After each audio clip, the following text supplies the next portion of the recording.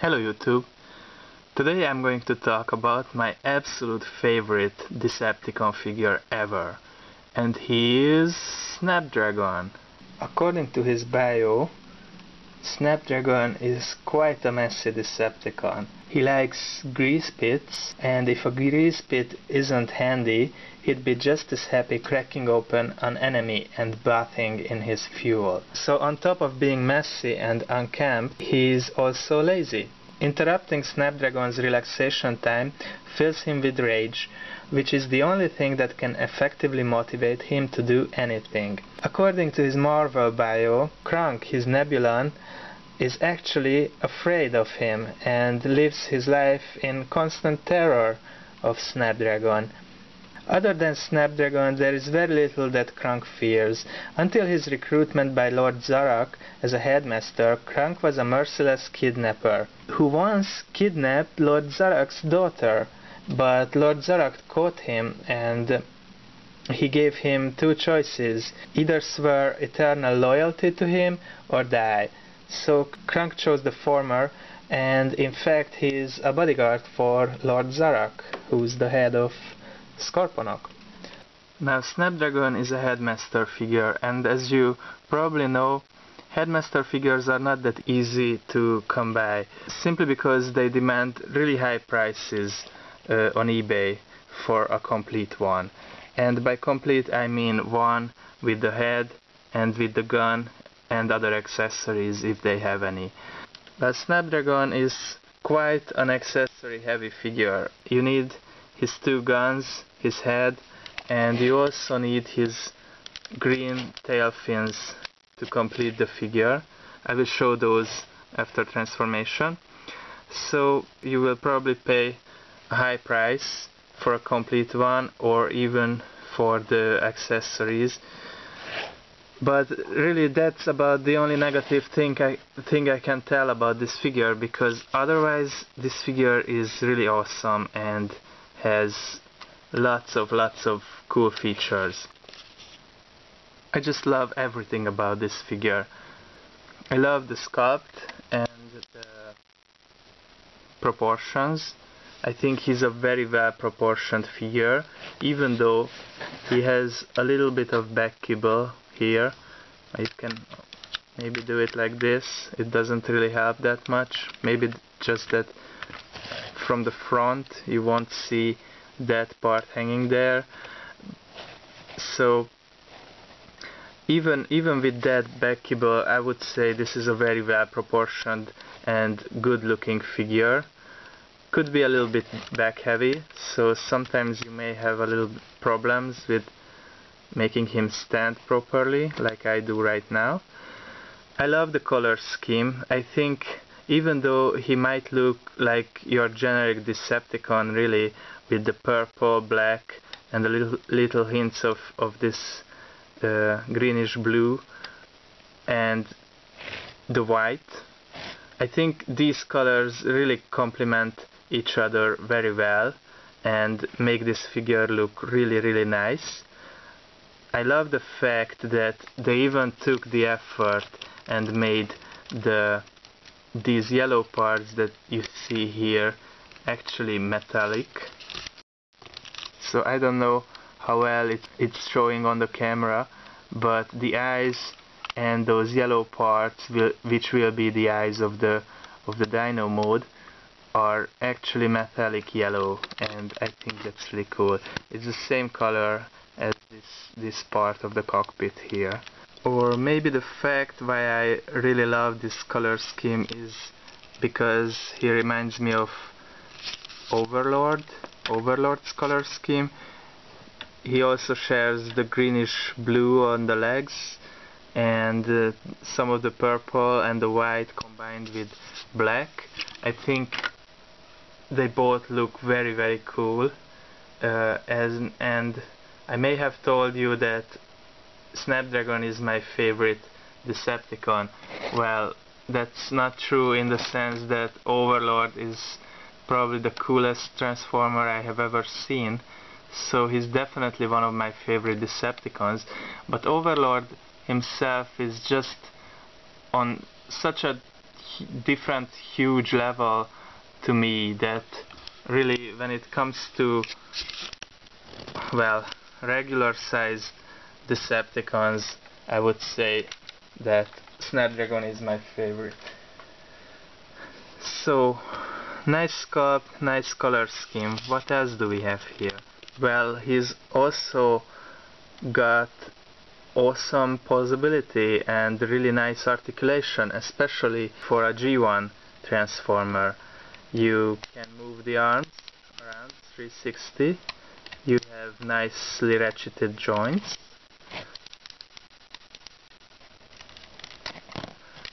You even have elbow articulation, which is a rare thing amongst Generation 1 transformers, and it's also quite tight, so that's also a good thing. And you have hip joint for the leg, and as you can probably tell, he's got double jointed knees. That's right, a Generation 1 transformer with double jointed knees. I think this is really awesome. This is really ahead of its time. And even though he needs these articulations for the transformations, but still it gives him a really cool robot mode with really nice articulation that I just love. And what else can I say if that wasn't awesome enough? Oh yeah, have I mentioned that he's a triple changer? That's right, he's a triple changer, and I think probably one of the coolest ones ever. So let's see him transform. Now first let's transform him to plane mode. First you need to remove his head, close up his little feet, and bring up the legs like this. That's why you need the double joint, really.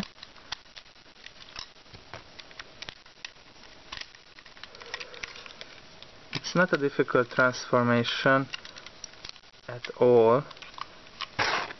You just take this huge back cable and form the nose of the plane. So as you can see, the plane has two holes right here, and really the plane mode is not complete without the two little green wings. And I'm storing the little green fins or tails right here in the cockpit so that I don't lose them. This is really something that you need just for the alt mode to be complete, to feel complete. And in this mode you can also attach the guns on down here to this peg, or if you really want to, there are two holes in the chest, so you can also have them like this. Whatever you prefer. I think the official instruction shows it to be here and here. So this is just really a safe way to store your guns so that you won't lose them. And another fact that I really love about the Headmaster series is that the little Headmaster figure, which by the way is Crunk, can fit inside the cockpit of the plane mode. He fits nicely in there, and if you look inside you will see that you also have little sticker detailing for the panels inside, so I think that's really cool. I think he's definitely one of the most special Headmaster figures, and that's because he's a double Headmaster really. He can form two kinds of heads. To put him in Dino mode you can leave the blue fins on, really, You can leave them on in robot mode too, but I just don't like it that way. So the arms will form the legs, a little bit like Grimlock's. And yeah, I said Dino mode, but it's more, yeah, it's supposed to be a Dragon mode, but it just looks like a Dino, so I think most people refer to it as Dino mode. You flip out the feet like this. This part will be the tail.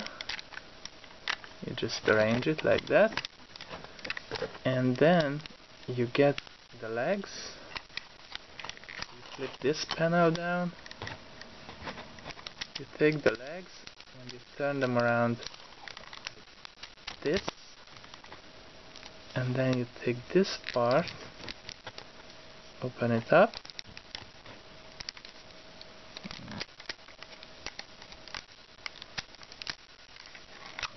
like this and like this. Do it on the other side. Bring this down. This one down too. This one goes up. Like this. Just do a little bit of arranging. Alright. And then you flip open this part, which will take the head, and for the head you simply fold it up and you open this thin piece like this, and you can connect the head.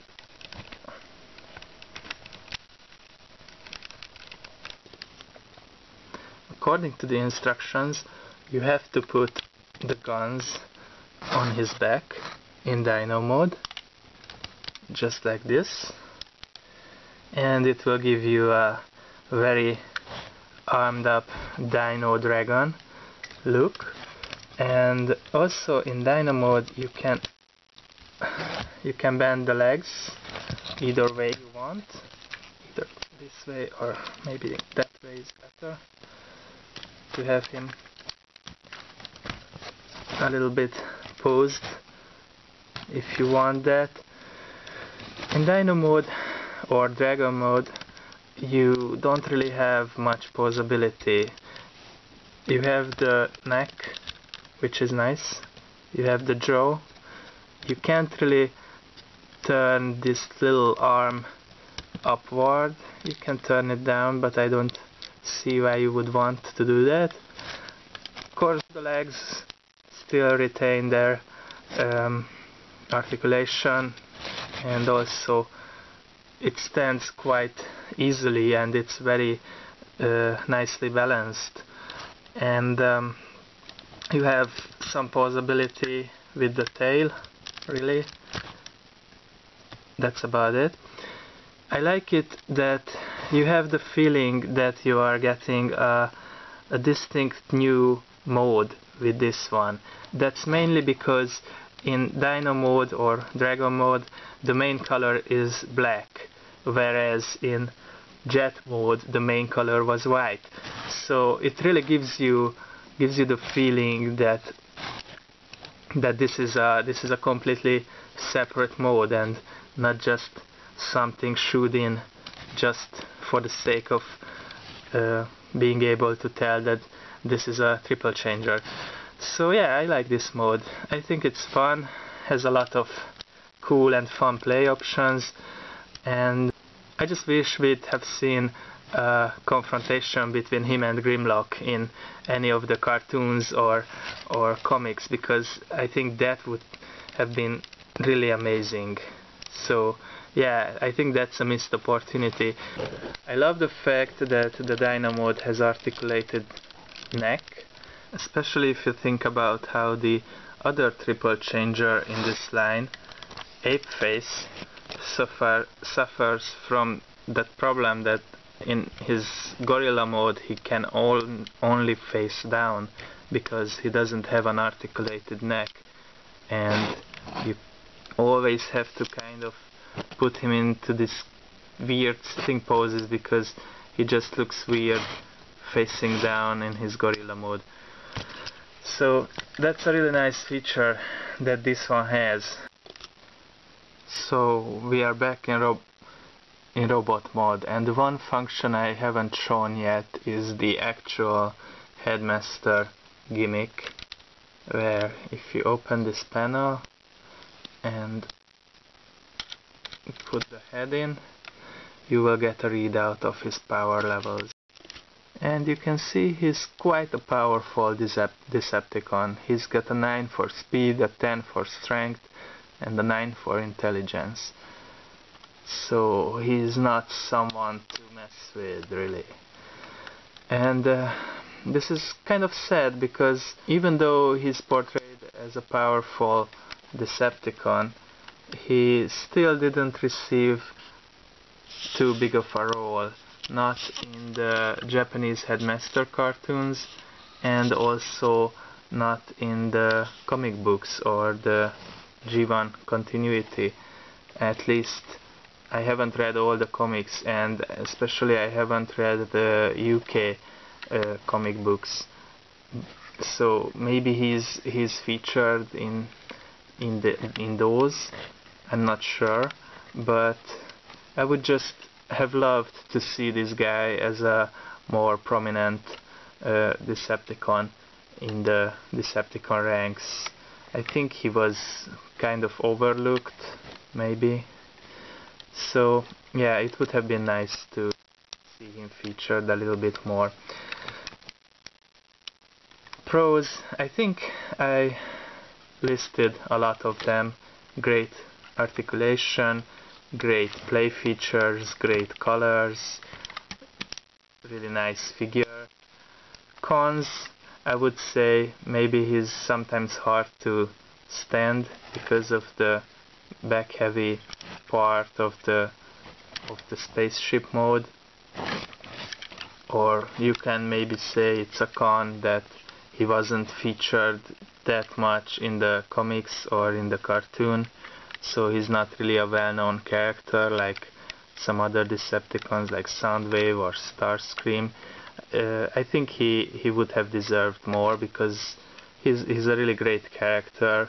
I love his features, I love his colors, I love everything about him. His transformations are fun, his gimmicks are fun. So yeah, it would have been nice to see him more around. But anyway, he's still a great toy, and that's what really matters, I think. So I hope you liked this review. If you like this guy, try to pick him up. I think he's a great addition to anyone's collection, really, because he's one of the best Decepticons, I think, and definitely my favorite Decepticon figure ever. So thank you for watching, and stay tuned for more. Take care, and bye bye.